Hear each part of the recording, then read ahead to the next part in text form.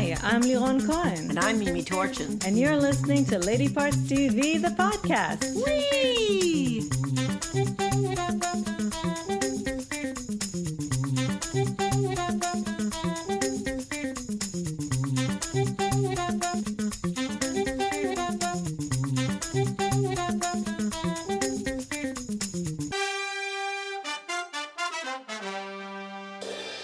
Hello! Howdy! Yes, we're excited. That's because we have really good things to tell you about today, or to talk to you about today, because today we're going to do something a little different. Because usually we have, about 5 to 6 items that we talk about, and we try to be brief as much as we can. I'm not too good at it. But this time we decided we had 2 really important things that we wanted to talk about, and we decided to kind of do a deep dive, which we don't usually do, but these 2 shows really merit a deep dive. So, we're going to start with the stats, which are also extremely good because of these shows. Exactly. They were all female-driven. We tallied 25 primetime shows, out of which written or co-written by women, 17, which is 68%. And the same directed, 17, which is 68%. Did we ever have 68? No, I don't think so. I think that, again, because these 2 shows are very, very heavily represented by women, behind the scenes, in front of the camera, and they're so good. They're so good. But before we get to the shows, we do want to tell you about a new movie. So good. Yes, we want to tell you about a new movie. Those of you who are familiar with Unorthodox and Shtisel know about the rising international Israeli star Shira Haas, who also won the Golden Globe for her role in Unorthodox. Oh, she's so brilliant. And she's starring in a new movie called Asia. So they say that it's gonna open in theaters in the U.S. June 25th. I'm hoping that it's also going to be available on demand because we're still under COVID protocols. Hopefully, written and directed by Ruti Pribar, a woman who also won the Nora Ephron Award for this movie. Very impressive at the Tribeca Film Festival. And Shira Star is starring with Elena Yiv, who plays her mother. And yes, there are some ancillary characters, but really it's about the 2 of them. It really is. Asia is the mother. She gave birth to Victoria, her daughter, when she was young. And so they kind of clash. They kind of don't really know how to do the mother-daughter thing until Vika develops a very, very bad illness. Well, she has this illness. Yeah, because at the start of the film. Because I think it's obviously a degenerative type and it's illness. Rapidly deteriorating. And all of a sudden, it just starts to go to hell. Because at one point, her mother says, "Were you drinking?" And she says, you can't do that with your medication. Right. So when we come into the movie, she's already sick, but we don't know that until we realize it. And what we see is actually what it does to their relationship. And it's quite a beautiful, albeit very sad journey. Very beautiful, very subtle, very well acted. It was really, really good. If we can say we enjoyed it, Well, we did because it's so rich. We enjoy good things. We've been watching Band of Brothers, which is brutal, but we enjoy it because we can appreciate the art and we can enjoy the mastery that it takes to create these things. So. Asia, we recommend it June 25th in theaters and hopefully also on demand. Look it up. And that is our movie that we're talking about today. Now we have 2 shows to talk about. Both sort of comedies. Sort of. So, actually to me, if you go by the Emmys definition of a comedy, if it's a half an hour, it's a comedy. It doesn't matter what it's about. But we laughed a lot, even though it's serious. Oh, absolutely, but to me, the fact that they're half an hour is good, not because they're comedies, but because they're so hard to digest, and they're going to be a lot of puns in this segment. Because it's a lot to swallow. Again, it is a lot, and so I'm happy that they give it to us in half hour small bites. Yeah, even though we binged. Oh my God! Even though we binged on them, so we didn't really watch only half an hour at a time. But it kind of when you decide to do a half-hour show, you have a beginning, a middle, and an end, even within one episode. It's like a chapter. So it does kind of hold itself together. So it is important. Did we say that it's called? So the first show that we're talking about is called Physical. Yes, you're going to be singing this song from now until the end of times now. It premieres June 18th on Apple TV Plus, and the way that Apple does everything is they drop, well, except for actually I think the mental health show, they did drop everything at once. They drop 3 episodes, and then every week they'll drop a new episode, which is going to be torturous. Yes, it's going to be really, really hard to have to wait a week between episodes. It's created by Annie Wiseman, and it's starring The Brilliant. Honestly, I love it when actresses do that. When I think, oh yeah, she's a good actress, and then it's like, oh my God, she's like one of my top, I don't know how many now. Rose Byrne, I bow to your awesomeness. We're going to talk more about exactly why she's so awesome in this. And I do mean awesome, the literal sense of the word. Jaw-dropping. Yes. Also, the magnificent, another rising star, Deirdre Friel, whom you may remember from New Amsterdam. Right. She played Dr. Kapoor's daughter-in-law. Daughter-in-law. Sort of. They didn't actually get married. Right. But she had her... the mother of his grandchild. Right. Also, Della Saba, who I didn't know before. Wonderful. And a bunch of men.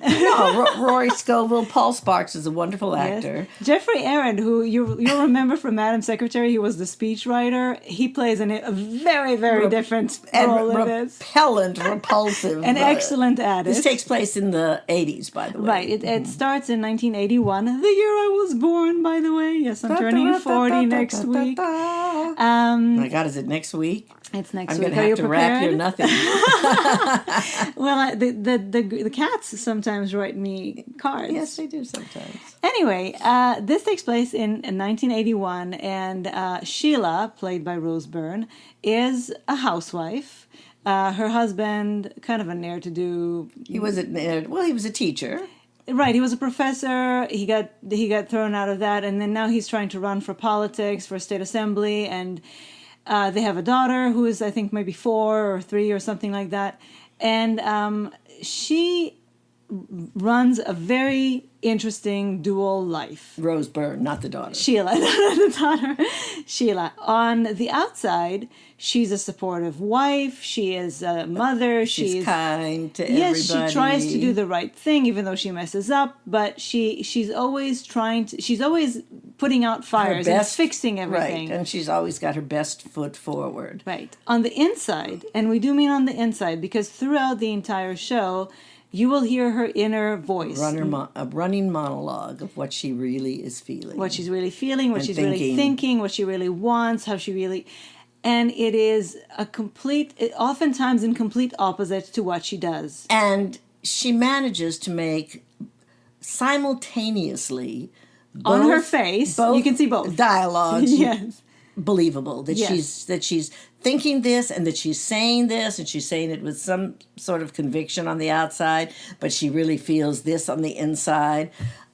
Unbelievable. And at the same time, and I had to remind myself, and I keep saying that to Mimi, that we hear the voice, but when she's acting, she's saying these things in her head, but she's not hearing the narration. They add it later. So she has to play these two things, and it's not as clear to us that these two things are happening. She has to, at the same time, think about it, say it, then say it afterwards.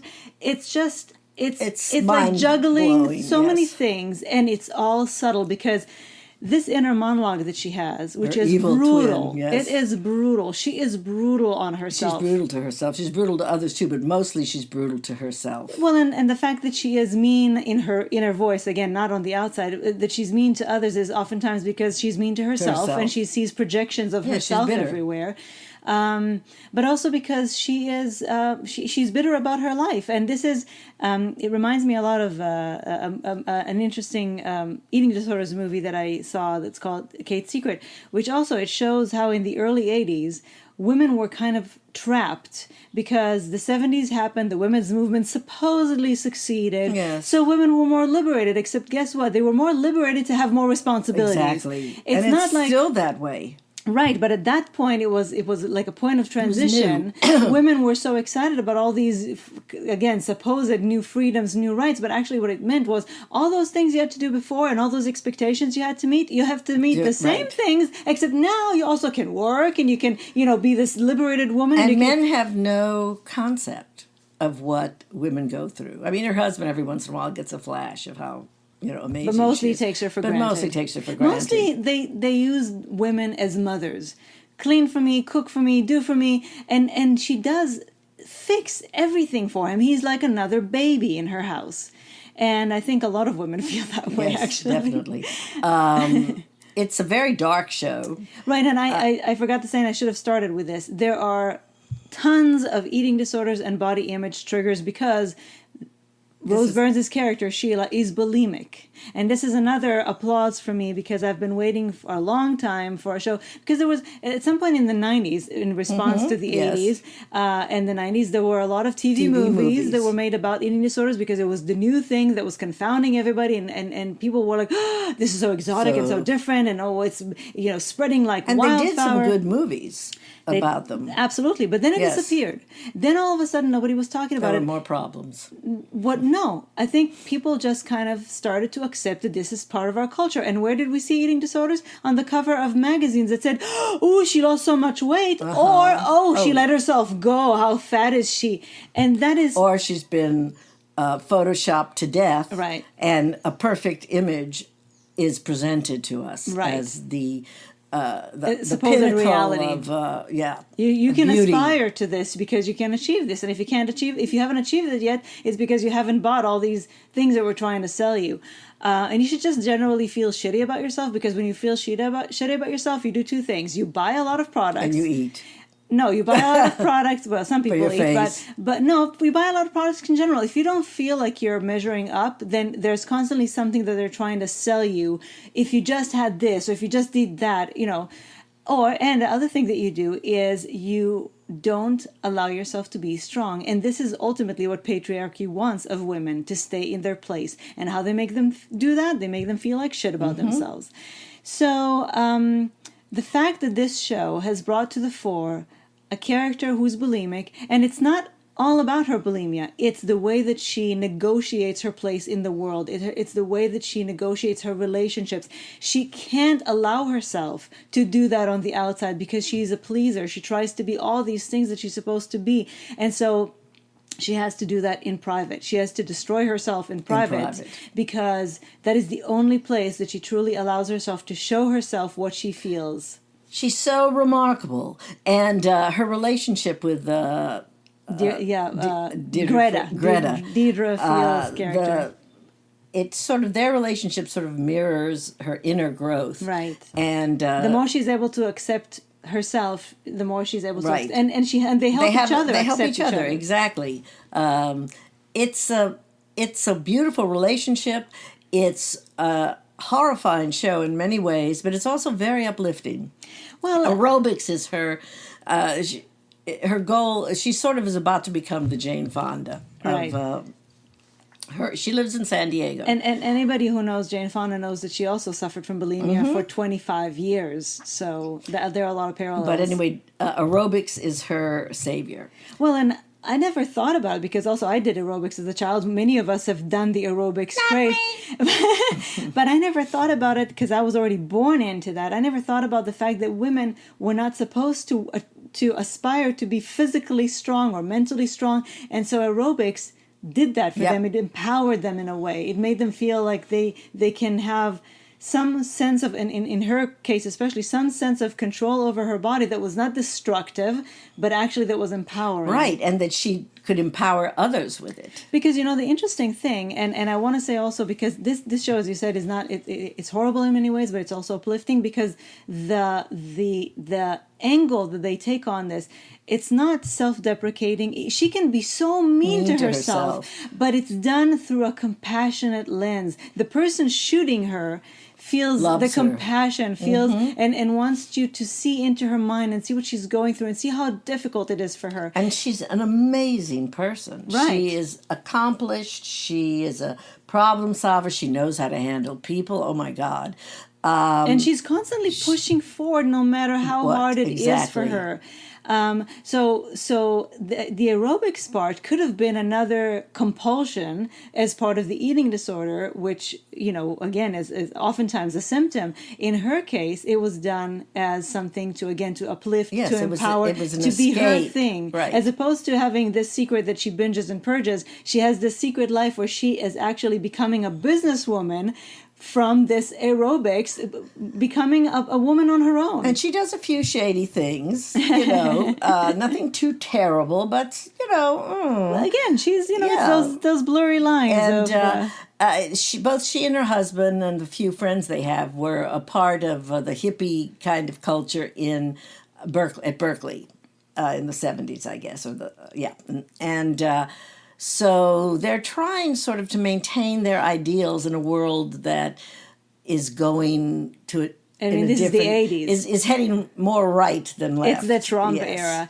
I mean, and this is another. It's not the Trump era. It's the Trump kind of persona era. It's those people who, it's Dynasty, Right. it's Dallas, it's all this, the bigger the better, the Right. more, you can be richer and bigger.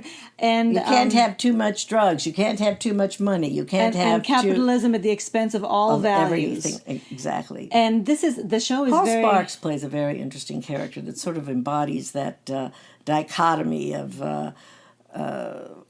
owning and running the world and having a soul that's being tortured. Right, and that's exactly why he's being tortured. And the show is very layered because My I goodness, think that they squeeze so much into those half hours. and it's I love shows that don't tell you what they're about, but they show you what they're about. And even in this, We're telling you though.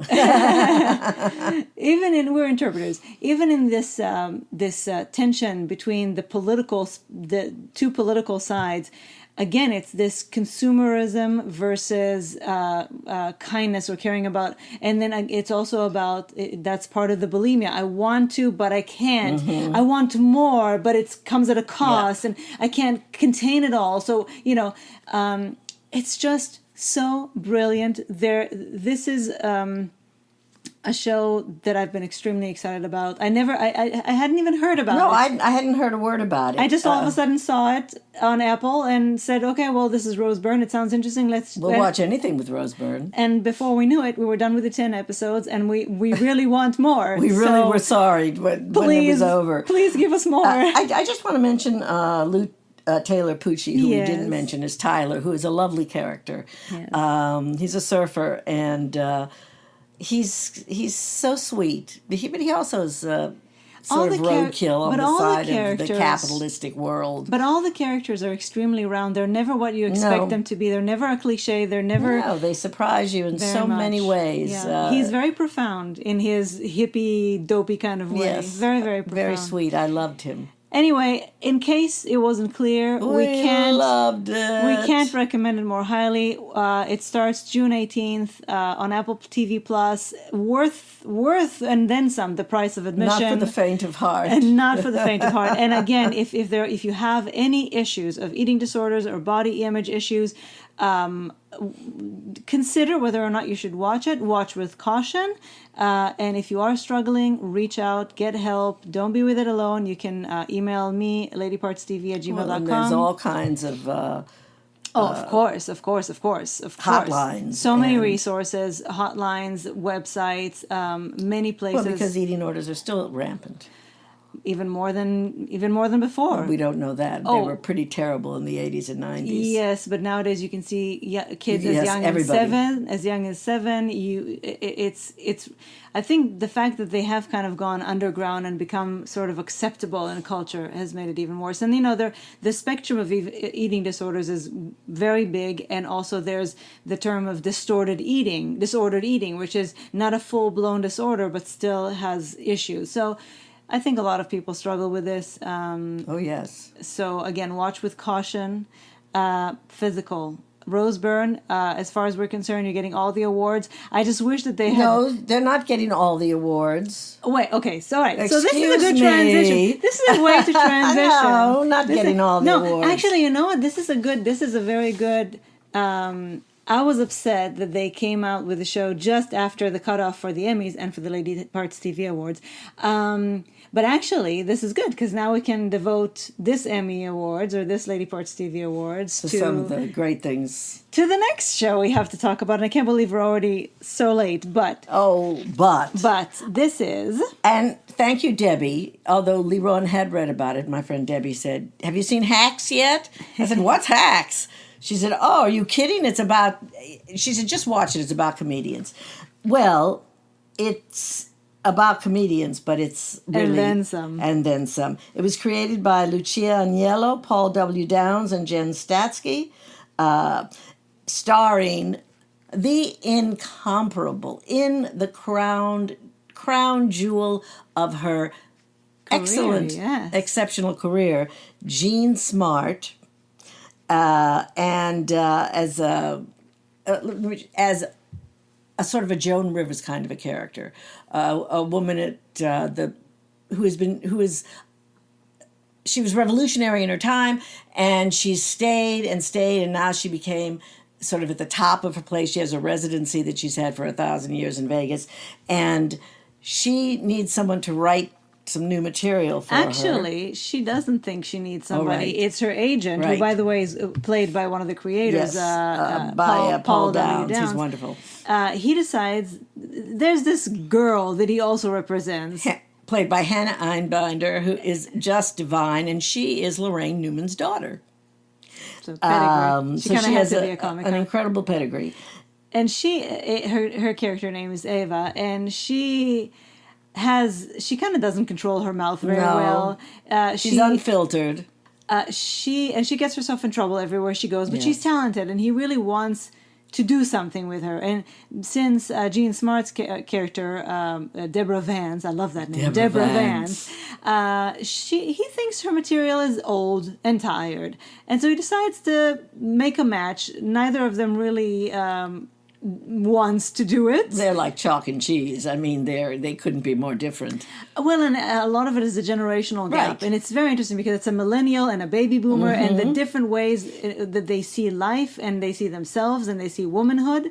And that's where a lot of the friction happens. But also, Deborah is very independent. She doesn't want She's to... a workaholic. She doesn't... she prides herself on her ethic, her work ethic, and she's had a very long and varied career. She was the first woman to almost get a nighttime talk show. Again, I hie back to Joan Rivers. Yeah. And we discover more about this as it goes along, because she charges Ava with going through her archives. Right. And what the premise is that she's losing her residency. I just want to say, by the way, I do know that we've talked about Hacks before. We're talking about it now because the season is over. All the episodes are available on HBO Max, and we just had to stop now. And I think at the time we were talking about it, we had seen 4 episodes. Mm-hmm. We wanted to just talk about it a little more because we could not be more in love with this show and with these two women. I mean, who are probably would be my favorite couple. Yes, who are not a couple. Not sexual, although one of them does have a fantasy. Ava's character is bisexual. Bisexual, right. And she does have a fantasy about Deborah, which is and their relationship is very complicated. Very, very complicated. And it also grows and evolves. Deborah basically treats her like a piece of gum at the bottom of her shoe, of her very expensive, her Jimmy Choos. As they each get mutual respect for the other and become more interdependent on each other, the relationship changes. And we go back and forth a few times. And their relationship to me is what's key. Oh, absolutely. Absolutely. Even though there's wonderful comedy, there's other charers who have some life. It's a look at the business, too. And yes, it takes place in Vegas. She lives in a palatial estate. What it's like to not only be in comedy, but be a woman in comedy. And yes, we've had those stories before. Yes, but I think what's especially I mean, kind of special about this show is again, it's not only the relationship between these two women, but it's about this relationship between two generations of women, types of women, and how if they come together and they each contribute, because there's this tendency from the new women to kind of dismiss the older women, not understanding what they've achieved and what they had to work for. And the road that they cleared Absolutely, with that they take for machetes granted. and their teeth. Absolutely, which for is these younger comics. Which is why, though, sometimes they may be stuck a little behind on certain things, and maybe a little old-fashioned, or maybe a little scared, a little hesitant, because they've achieved a high level of success. And the way that they achieved it was they had to negotiate a very, very fine line. And so these new women who are maybe a little bolder and take it for granted. But on the other hand, the older women who sometimes see these millennials as, these kids who are all over the place and they're so entitled and all that stuff. And many of them are. That's right, but they also have something to give. Yes. And actually, it's this contribution that they can give each other, this teamwork, that makes it now we can really, if we can take these two generations and the best of both of them, we can be super women. We can control this world. There was, I don't know if many of you watched I'm Dying Up Here, which I just loved, which was also about, took place in LA. Which was much darker, though, right? Much, much darker. Yeah. And it was about people grasping, trying to get success in the comedy world. It was mostly male, except for Melissa Leo, who owned the club, Goldie. This is someone who has achieved about as much as you can achieve as a female comic in America. And still, she's still lacking in a certain amount of respect, and she still has to fight for every inch of ground she makes. What is the line, Stephen Sondheim, putting it together? Everything you do, you're still audition. Even when you have some recognition, everything you do, you're still audition. And she has to prove she's relevant because she's about to lose. She has enough money; it doesn't matter. It's not about that. It's not about money. It's about who she is and what she's achieved and who she thinks how she should be recognized. And of course, why is she losing her residency? Because he wants to McDonald, what's his name? Yeah, Martin. Martin. Yeah, he wants to bring in younger talent. And it's not even comedic talent. It's some kind of, I don't know, Blue Man too. Well, but it is true that she was doing the same material over and over again. And Ava Here's opens where her Ava up. comes in. Right, and it's not even about new jokes. It's about a new attitude, because a lot of the presenting herself. Right, because a lot of the way women used to have to do comedy is self-deprecating, putting themselves down constantly to not be too threatening, even in terms of. We don't see that with Deborah, but we saw that in other shows or with other women who told us about it, other female comics, that they even had to try to make themselves not attractive because then it would be distracting from the joke. Deborah isn't like that. Deborah's glamorous. Yes, she's Jean very Smart hot. is so sexy Very and hot in this show. And she's very mean at times, but in her heart, she is kind. But she's kind. She just has a lot of walls because she had to build up a lot of walls to protect herself in this very, very tough business. In order to do what she did. Right. If you let yourself feel too much or recognize what's other people, she would have been hindered. Well, and especially she would have because been weakened. Especially because also in negotiating with the press and all this stuff, and what Eva does is, again, from the millennial perspective, she wants her to tell the truth. She wants her new show to be based on her truth, because there are so many things that she allowed people to think of her throughout the years that were not even true. And there are so they many, became part of her history. And there are so many offenses and so many things that she had to, again, swallow and be whatever she needed to be in order to become what she wanted to become. And she wanted her to just let all of that out. Just tell it all. And she often would call her, how can you how can you say that about yourself?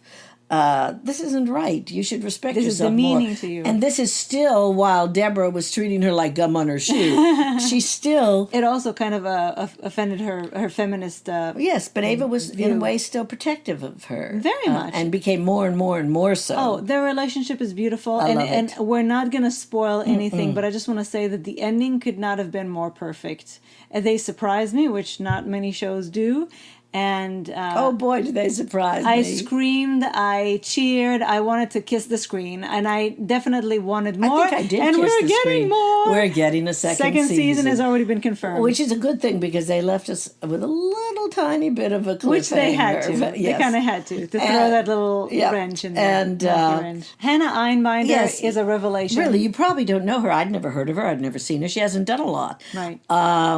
But to be able to go literally toe to toe, combat boot to pointy, beautiful toes, shoes, with Jean Smart is no easy task. No. You have to be sort of a Mayor Kay Winslet. Kay Winslet, yes. and this is comedy, which is even harder. This is comedy. She pulls it off. She's a fuck up, but you root for her. She is a fascinating character, and Hannah Einbinder, I'm sure, made her mother very, very proud.